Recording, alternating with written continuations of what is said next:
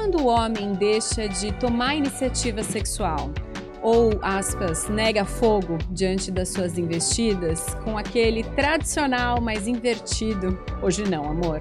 O desinteresse ou a rejeição de um parceiro te fazem pensar que talvez ele não sinta mais atração por você, talvez tenha outra, talvez seja gay, talvez esteja doente, talvez esteja se vingando. Estamos clamando por equidade de gênero, por homens mais sensíveis e vulneráveis, mas nos sentimos ofendidas ou perdidas mesmo quando eles declaram que estão sem libido. Tira o foco da testosterona e chega mais, que esse é o Preliminares Podcast, com conversas essenciais ao prazer.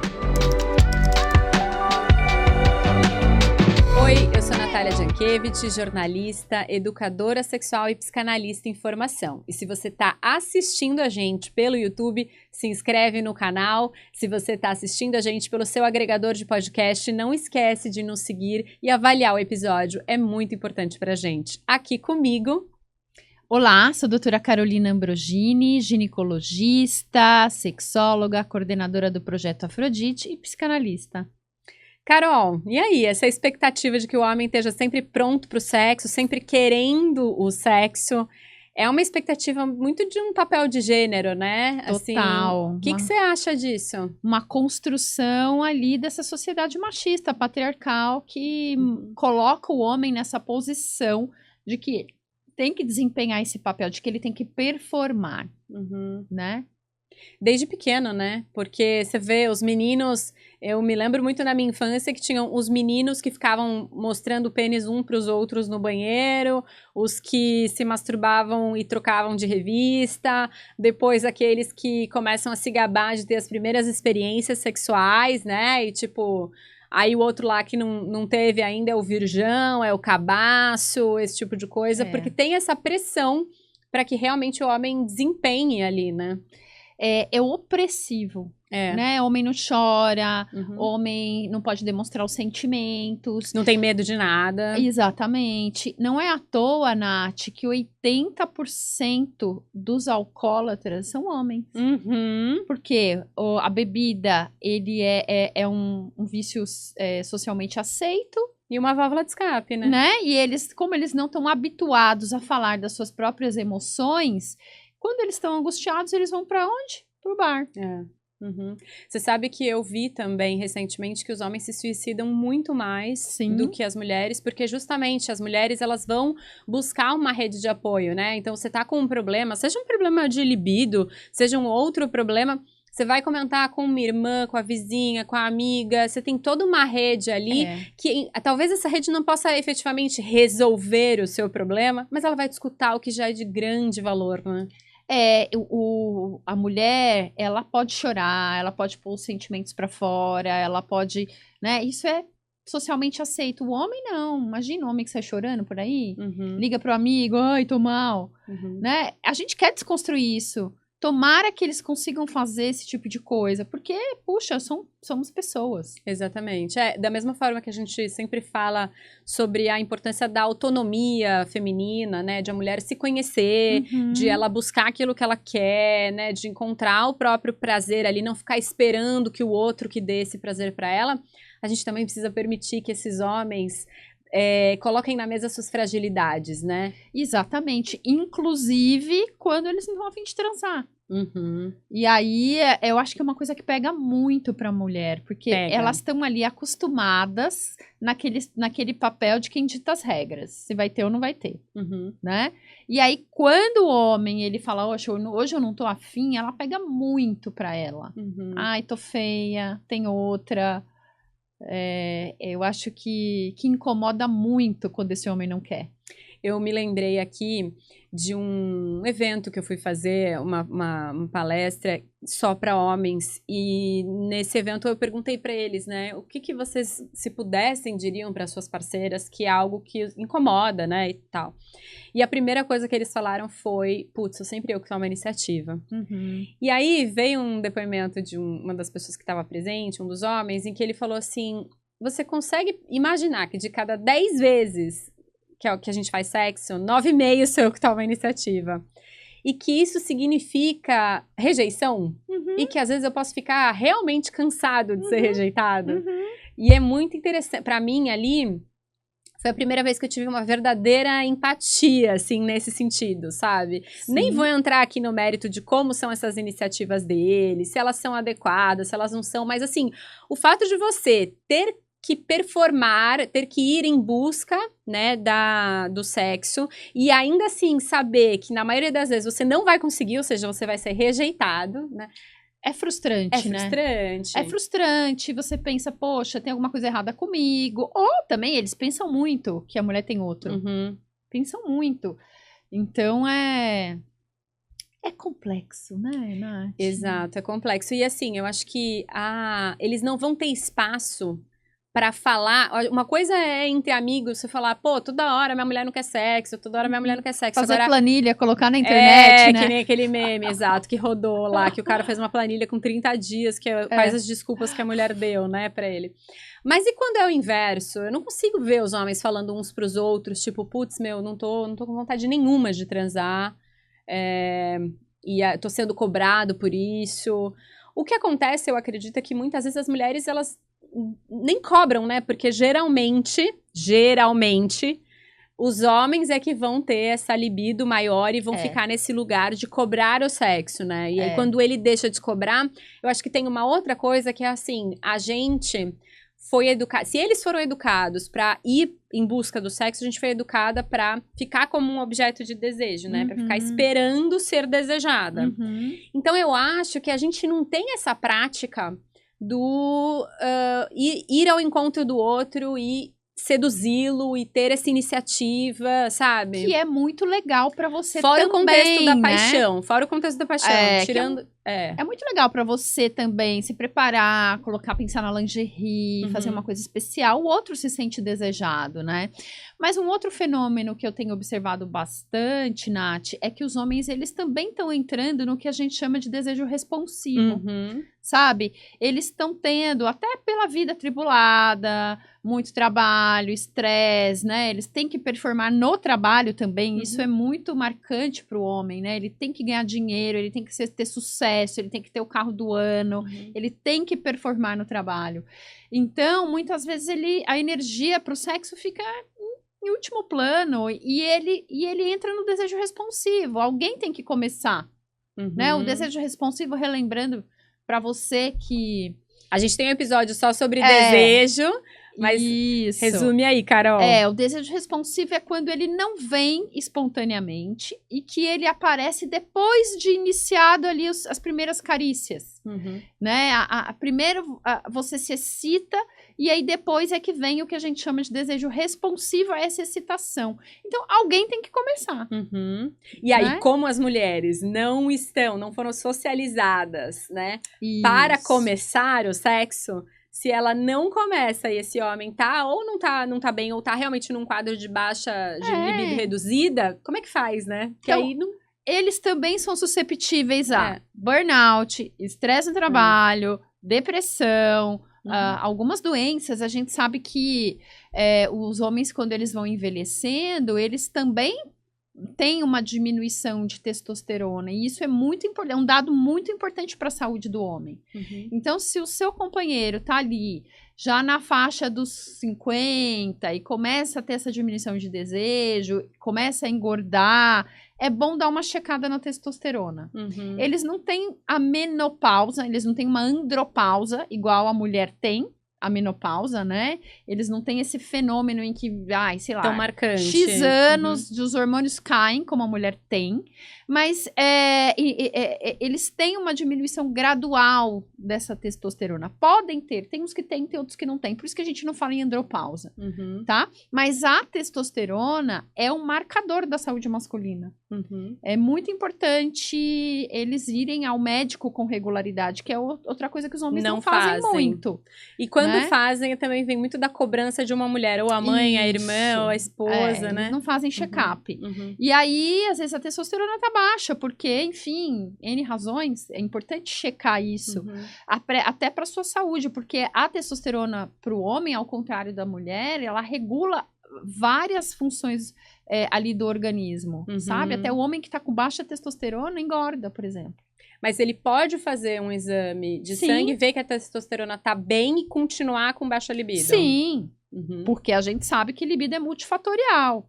Vamos falar um pouco, então, dessas causas, assim, quais são as causas de redução de baixa libido? Eu encontrei aqui um dado de prevalência, dizendo que a queda de libido pode afetar cerca de 20% dos homens ao longo da vida. É bastante, né? É bastante, né? Às vezes é depressão, né? Hoje a gente tá numa sociedade muito, muito performática, que você tem que performar, você tem que, né, fazer muita coisa. E, às vezes, a pessoa não consegue e ela fica deprimida. Né? Ela fica... Ansiedade também, Ansiedade, tem que fazer uma entrega importante no trabalho, ou tem aquele papel de provedor do homem, né, Nath? Também. Que é opressivo para ele. Que é opressivo. Sim. Né? A gente ainda tem muitas configurações de família em que o homem é o principal provedor. E quando falha esse dinheiro? E quando ele é mandado embora do trabalho? Sim. Não é? Ou quando a mulher ganha mais do que ele. Né? Não são todos que lidam bem com isso. Sim, também. Né? E aí, isso pode impactar na libido. Ou doenças, né, ao longo da vida, doenças cardiovasculares, isso tudo atrapalha a performance sexual do homem. Ou ele deu uma falhadinha, e aí já entra neuras, ansiedade de performance... Deu uma falhadinha, perdeu uma ereção, ou teve uma ejaculação rápida, e daí o cara fica com medo de viver essa experiência de novo, e para daí se defender disso, ele nem vai pro sexo, porque ele já tá fantasiando que vai voltar a acontecer, né? Que vai voltar a acontecer. E aí ele nem procura mais, porque é muito... Nossa, como assim perdi a ereção, né? E quando você fala de depressão e ansiedade, o Brasil, se eu não me engano, é um dos países, né, com um maior índice de depressão e ansiedade, de quadros dessa questão de saúde mental, ela vai interferir como no sexo? Como é que ela vai interferir no teu desejo? Bom, a gente sabe que desejo é energia. Se eu tô num estado depressivo, eu tô num estado de baixa energia. E se eu tô num estado ansioso, eu gasto a minha energia nos meus pensamentos. Com outras coisas. Com outras coisas. Sim, é extremamente exaustivo. E aí a pessoa fica cansada. Né? Só que o homem não pode estar cansado, né? A mulher pode estar cansada, socialmente aceita, cansada, multitarefa, tal. Mas o homem não pode estar cansado, coitado. E tem medicações também, né, Carol, que podem acabar interferindo na libido. Antidepressivos, né? Os antidepressivos influenciam. O fato do homem engordar, né? Aquele homem de meia idade que está começando a engordar, isso também diminui a testosterona, né? Porque tem conversão de testosterona para estrogênio. Então, ele tem que ser visto de uma maneira global e ele tem que procurar ajuda. Que essa eu acho a dificuldade do homem também, né? De procurar ajuda, de aceitar que tá num momento depressivo, de fazer terapia. Então, aí é que tá. Eu acho que é muito difícil porque tem uma coisa social de que homem resolve problema, né? Homem não fala sobre problema, ele resolve. Então, como é que eu vou pra uma terapia? Uma coisa é eu ter que fazer, sei lá, uma cirurgia, tomar um remédio, né? Mas fazer terapia é um processo de entrar em contato com as emoções, com uma série de coisas que a gente não elaborou e que não é rápido, não é um processo rápido. Não. Que você vai resolver em 2 consultas, não funciona desse jeito. Eu queria aproveitar que a gente está falando de terapia e que a gente está falando aqui sobre essa questão dos homens para trazer um lugar de fala, para trazer um homem que é... Nossa, olha, a gente tá muito feliz dele ter participado. Honradíssimas. É um psicólogo, o psicólogo, terapeuta de casal e de família, Alexandre Coimbra Amaral, autor do livro Cartas de um Terapeuta e do podcast de mesmo nome. Ale, assim, sinta-se em casa. Olá, meninas, que prazer poder falar para vocês, poder contribuir aí no podcast, nesse tema que é muito importante. Eu trabalho com saúde mental masculina há muitos anos, né? Eu tenho um grupo terapêutico de homens que acontece gratuitamente há 7 anos, online, quinzenalmente, a gente conversando sobre as questões da vida masculina, com o maior objetivo de todos da gente desconstruir os machismos mais incrustados, mais difíceis, mais enrijecidos dentro de nós, às vezes aqueles que a gente não consegue perceber que atua com as mulheres, né? E, obviamente, conosco. Do ponto de vista da sexualidade, Importante sempre desenhar, gente, que a sexualidade masculina ela foi desenhada e continua sendo propagada, né, na nossa cultura como uma sexualidade que é notavelmente violenta, heterossexual e que submete a mulher ao desejo masculino, né? Essa é uma imagem que ainda está muito presente na nossa cultura, infelizmente. Ela se reproduz, por exemplo, na pornografia. Isso é um problema na formação dos adolescentes, dos adultos jovens, sobre o que vem a ser uma sexualidade sadia.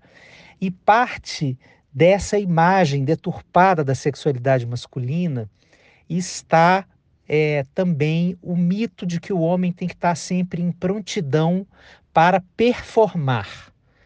Então aí tem uma diferença muito grande, porque o objetivo não seria ele se satisfazer, ele viver uma experiência de prazer transformadora para si, para o próprio corpo e para a própria saúde, né? Que seria uma das melhores coisas da gente viver na sexualidade em qualquer tipo das suas dimensões, né?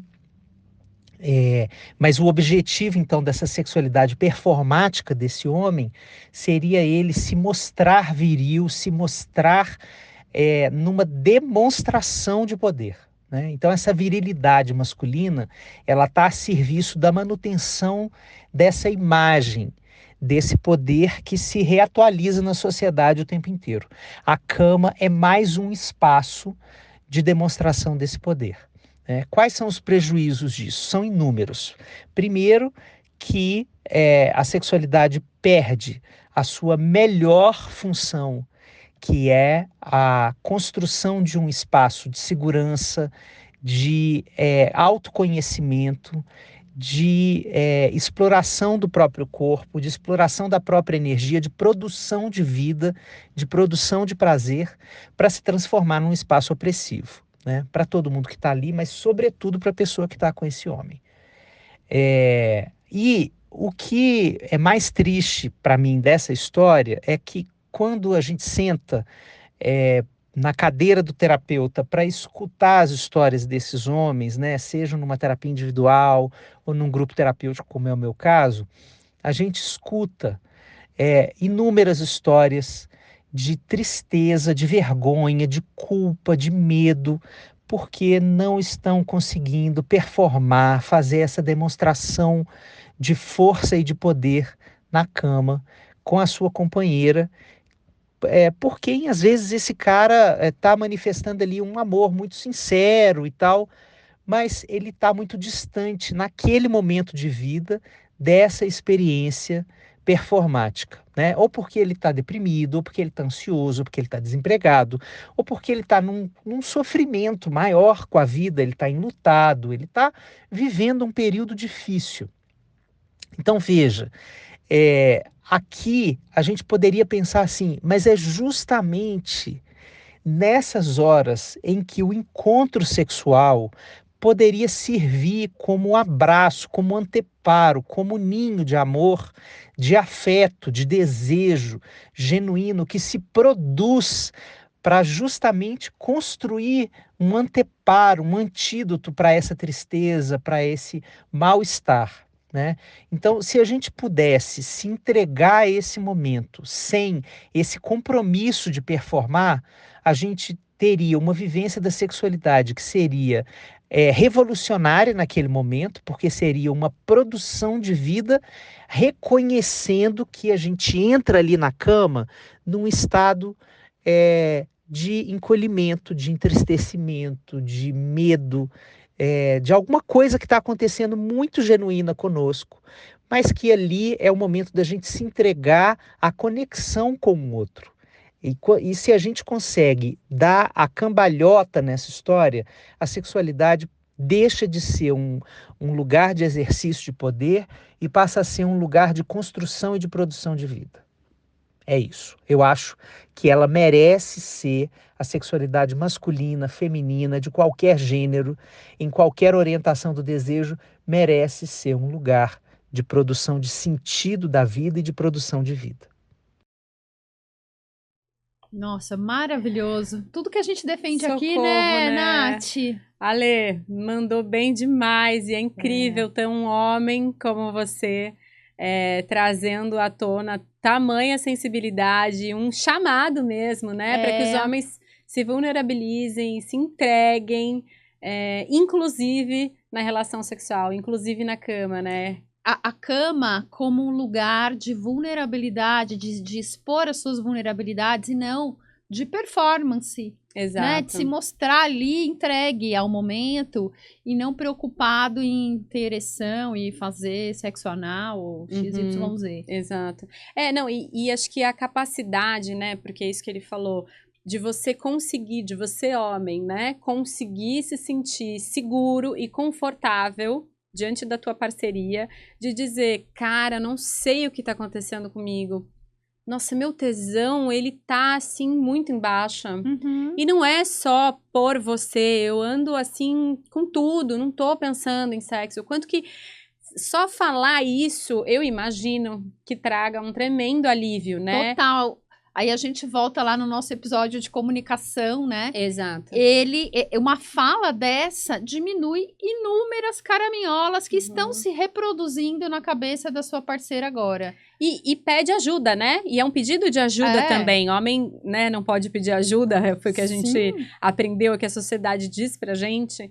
E também é uma falácia. Então, assim, quando você coloca, puta, não é só com você, eu tô desse jeito mesmo, não tô pensando em sexo, eu não tô me masturbando, etc. Me ajuda, porque espontaneamente, como costuma vir, não tá vindo, sabe? E aí, é isso que você falou, às vezes é simplesmente essa parceria, fazer um carinho nas costas, tomar um banho junto, ter algum contato físico um pouco mais... Tipo, fica tranquilo, não tem problema, bem, tá tudo bem, a gente vai superar isso junto, se for uma questão da sexualidade. Eu tô aqui pra te ajudar. Você não é menos homem por causa disso, né? Mas também aí a gente precisa contar com pessoas, se forem mulheres, no caso, parceiras, que sejam compreensivas a esse ponto e que entendam que não necessariamente essa baixa libido vai ter a ver com uma atração, uma menor por você, que não necessariamente vai ter a ver com uma traição e por aí vai, né? Porque muitas vezes acaba indo pra esse lado, né, de... Salão de cabeleireiro, as mulheres comentam muitas coisas bastante indelicadas, assim, sabe? Muito. E o que eu já ouvi de falando, ele não te procura? Ah, deve ser gay, deve ser gay. Exato. Olha só que carga que a gente coloca em cima deles, E somos nós, mulheres, perpetuando esse machismo, né? Total. Falas que são agressivas, que são opressoras, assim. A gente coloca tanto nas costas deles a questão do machismo, do patriarcado, etc. Mas os homens sofrem muito com isso também. Com certeza. Né? Eles estão em lugares de poder, em que eles são mais beneficiados, mas eles também têm uma bela parcela aí de opressão, né? Super, eles têm que performar, eles têm que ganhar dinheiro, eles têm que conquistar, eles têm que ser os fodões, eles têm que... eu fico pensando, né? Eu tenho um filho adolescente, eu fico pensando pro menino, né? Para aquele menino que é mais tímido. Sim. Como é complexo, porque tá tudo depositado nele, né? Ele que tem que chegar, ele que tem que subir o pênis. Não é fácil, gente. Não, e ali no próprio sexo mesmo, as primeiras experiências sexuais, a maioria das mulheres não vai fazer nada, vai ficar ali meio deitada de perna aberta, né? Esperando o cara saber o que fazer. Né? Muito difícil. Ale, assim... Muito obrigada e parabéns por você ter um grupo terapêutico. Isso é muito legal. Que começa a juntar tantos homens aí dispostos a se abrir, a se desconstruir. A repensar, né, esses papéis, a entender, a se colocar como frágeis, a se colocar como vulneráveis e tudo bem. Eu acho que as mulheres vão acolher. Eu espero, hein, meninas, eu espero, hein, mulherada.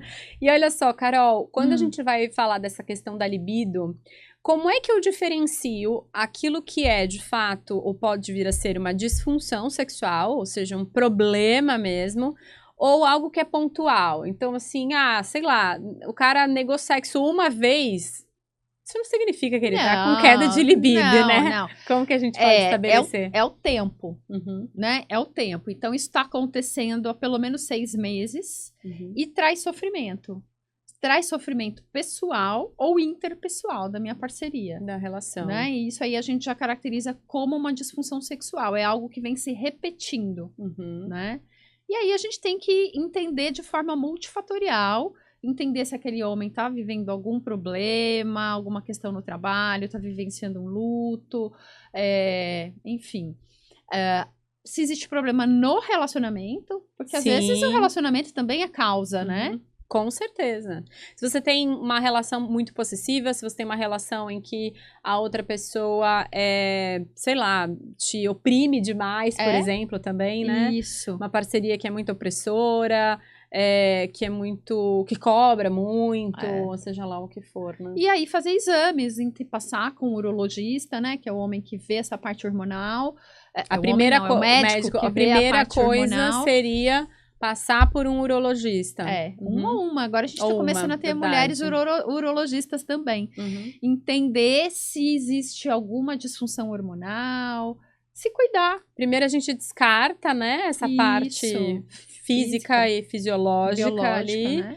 E aí depois vai, provavelmente, se não for nada com a tua testosterona, se não for nenhuma questão de saúde, obesidade, parará, muito provavelmente o urologista vai indicar você para um psicólogo, né? Para um terapeuta. Para um terapeuta sexual. Que tem experiência com sexualidade, é o ideal, né?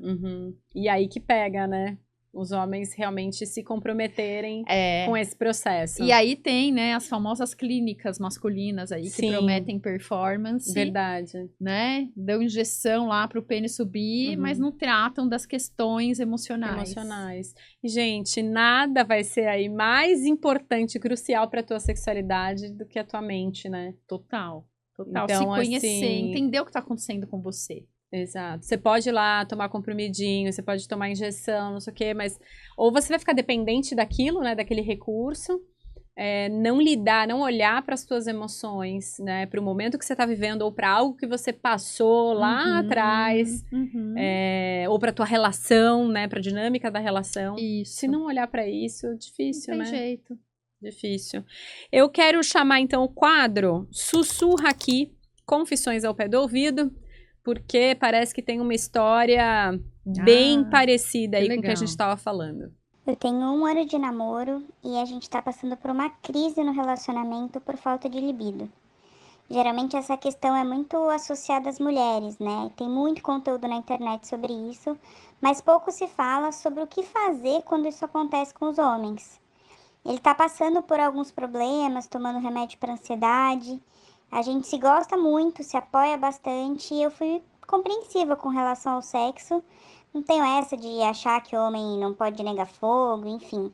Mas sinto falta de outras coisas. Beijo de língua, carícias, uma pegada mais forte, sabe? Mesmo que a gente não chegue de fato à penetração.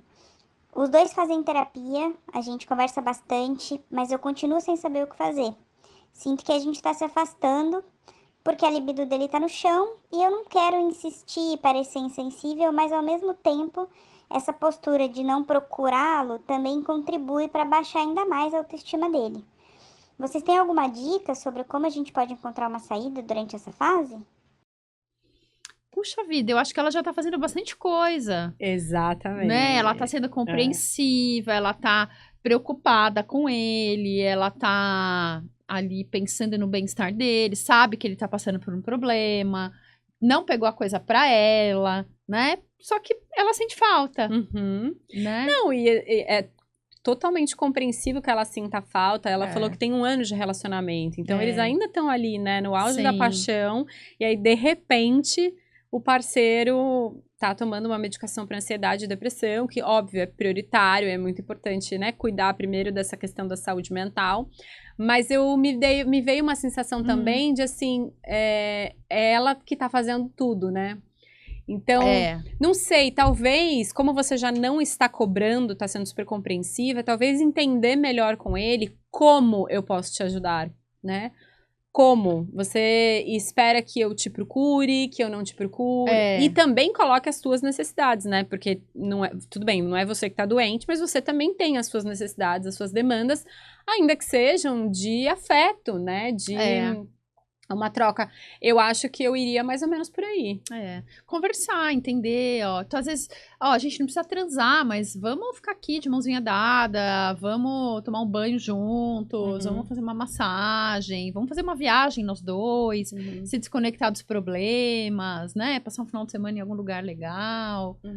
Que isso, às vezes isso, arejar um pouco ajuda, né?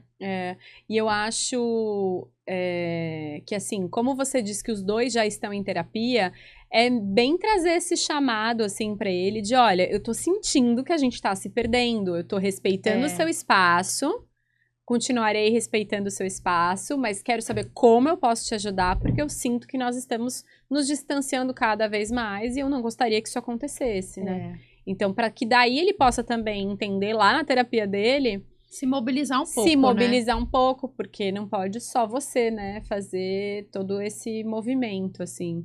E talvez instigar alguma coisa por mensagem, sabe? Lembrando do que vocês já fizeram. Enfim, mas acho que é realmente entender com ele como que pode ser melhor, porque... Senão também ficar em cima, ele pode achar inconveniente, ele pode achar forçado. Eu achei muito interessante a fala dela, de que tem pouco conteúdo para homem, né? Quanto a gente precisa falar mais disso? Porque se você coloca baixa de libido na internet, vai vir só coisa feminina. Tem muita coisa para ereção e para ejaculação. Agora, desejo, tem pouquíssimo, né? Tem pouca coisa. Que parece que isso não é um problema do homem, mas sim. É um problema do homem. E eu acho que eles, assim, não sei se é o caso dele, mas acho que muitas vezes eles também se sentem culpados, né? Tipo... Menos homem. E uma culpa mesmo de você querer endereçar aquilo que a outra pessoa tá precisando, que é alguém que você ama, que você quer dar esse carinho, esse afeto. Mas, às vezes, não tá conseguindo mesmo, né? Ela também não contou pra gente há quanto tempo ele tá nesse quadro. E assim, esse é um bom exemplo de como a sexualidade de um afeta a sexualidade do outro, né? De como as questões da sexualidade são um problema do casal. Por mais que a questão esteja com um só, afeta o outro. E ela pode contribuir muito para ajudá-lo ou pode, enfim, jogar uma bomba atômica ali. Piorar muito, né? E eu imagino que, assim, nem adianta dizer para ela, olha, vai se masturbar, né? Ou, enfim, vai dirigir essa tua libido para outro lugar. Porque o que ela tá sentindo falta é de conexão com ele, né? Ela quer se conectar com ele. Não é da questão do sexo em si. Né? Porque isso ela pode resolver bem com um vibradorzinho. Mas da conexão, da interação. E eles podem se conectar de outras formas também, né? Que não seja o sexo. Nem que seja começar a ver uma série juntos, assim, tipo, algum programa, alguma coisa que você não tá necessariamente fazendo sexo, mas que você possa, né, encostar, deitar o peito nele, abraçar, trocar alguns beijos, enfim. E assim, dá muita culpa do parceiro que tá vivenciando uma disfunção, dá muita culpa com relação ao outro, sabe? Sim. Eu não tô suprindo suas necessidades. Sim. Traz muita culpa. Então, se essa situação se prolongar por mais tempo, os dois vão precisar de terapia, de repente uma terapia de casal mesmo. Que eles já estão, né? Pelo que ela falou, cada um está em uma terapia. Uma terapia de casal para entender a linguagem e a dinâmica. Como ela disse, eu tô imaginando que é alguma coisa recente, porque ela falou que tá num relacionamento há 1 ano e ele começou essa medicação. Pode ser, a medicação leva um prazo ali, né? Pra ter um efeito e tirar a pessoa daquela... Às vezes demora, tem que trocar o remédio, né? Tem que ter um pouquinho só de paciência. Conta pra gente, então, há quanto tempo que ele tá nessas e de repente a gente consegue te ajudar melhor. Vai lá no Instagram, @preliminares.pod. Carol, então agora vamos chamar o quadro Penetra para ir mais fundo no assunto? Sim. Eu vou indicar, Nath, um documentário muito legal que se chama O Silêncio dos Homens. É muito bom. Tá no YouTube. É muito bom. Eu acho que todos devem assistir, tanto homens quanto mulheres, né? Porque as mulheres abrem muito a boca para falar de machismo, patriarcado, etc, feminismo. Não tô falando contra isso. Mas a gente tem que olhar para o lado dos homens também, o quanto isso também é opressor para eles. Né? Esse documentário, ele é muito legal. Eu acho que ele é uma realização do Papo de Homem, se eu não me engano, que é um... É brasileiro. É um site do Guilherme. É um site, tem um Instagram também. Fica aí a recomendação. Eu vou recomendar o projeto Memo com H, que é escrito Homem ao contrário, tá? O projeto Memo, ele tem site, tem Instagram. Ele vai debater, e tem podcast também. Aliás, tem um episódio bem legal sobre prontidão sexual. Então, são homens falando sobre isso. Então, esse projeto, ele vai debater as masculinidades com os homens. Então, são grupos... Não sei se o nome seriam grupos terapêuticos, mas são grupos, rodas de conversa que acontecem também, como o formato do Alê, a cada 15 dias e tal. Eu acho que eles trazem essa nova visão, assim, sabe? De que... Você não tem que disputar esse lugar de poder, performar uma virilidade agressiva, que dá pra ser homem, dá pra ser pai de um outro jeito, assim. E muito melhor, né? E muito melhor pra quem tá contigo e muito melhor pra você, né? Porque esse silêncio dos homens, ele é tóxico, ele é autodestrutivo, ele vai fazer justamente com que os homens... morram mais cedo, né? Isso. Vai pra bebida. Exato, né? A outras válvulas de escape. Então, sim, existem homens que têm baixa libido ou estão com baixa libido. Tem tratamento, precisa procurar profissionais especializados em sexualidade. Isso. E... Tem um olhar mais compreensivo. Né? Exatamente. Menos nessa caixa, né? O que é de homem, o que é de mulher, como um deve... se comportar e o outro, enfim. Então, acho que é isso. Temos, né? Temos. Então, muito obrigada. Mais uma vez, eu quero lembrar você que está assistindo a gente pelo YouTube de se inscrever aqui no canal, deixar o seu like. Lá no Instagram, @preliminares.pod, a gente fala um pouco mais sobre os episódios a cada semana. E se você está ouvindo a gente pelo seu agregador de podcast, também aproveita para avaliar o nosso programa e indicar para as amigas e amigos. É isso aí. Muito obrigada, um beijo e até a próxima. Até, pessoal.